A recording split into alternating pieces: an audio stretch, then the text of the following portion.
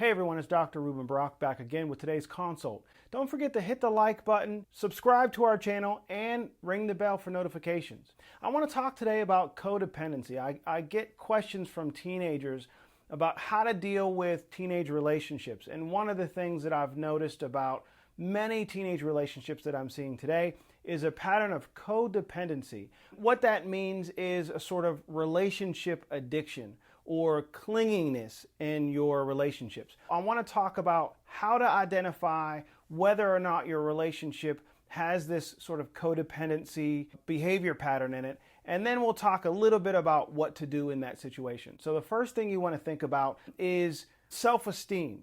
Oftentimes a person with codependency has low self-esteem. They will get their esteem from other people. In other words, they feel good when someone else feels good about them, which is how and why they become so clingy and needy, because they need affirmation from other people. Oftentimes a person with codependency will sort of play the victim or feel like a victim all the time. They are really oriented toward what someone else is doing to them or for them. People with codependency oftentimes will play the rescuer. And so a person with codependency will oftentimes be attracted to someone who is also codependent, and they will look for someone who they sort of feel pity on and have the ability to rescue or take care of. You think about it like this: if you are dating someone as a sort of fixer-upper, you might want to consider whether or not that is a codependent behavior. A person feeling a need to fix somebody up, and that actually makes you feel good that you are taking care of somebody else. Codependent people oftentimes will have an unreasonable need for control. You'll see somebody always checking somebody else's phone, always checking up on people, wanting to know where their significant other is at all times, that sort of thing. You want their passwords or all their social media accounts because you want to know what comments they're getting and are they liking other people's photos.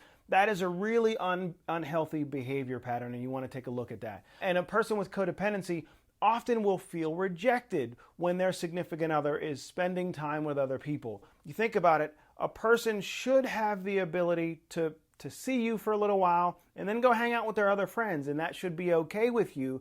If you are a healthy, happy, and whole person, you won't need to be with that other person at all times. If you feel a need all the time to sort of be connected to that other person and you feel empty when you are not with that other person, you may be looking at a codependent behavior pattern.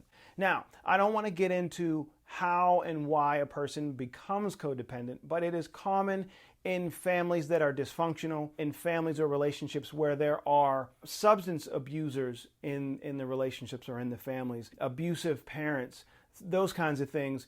They can create a codependent pattern of behavior.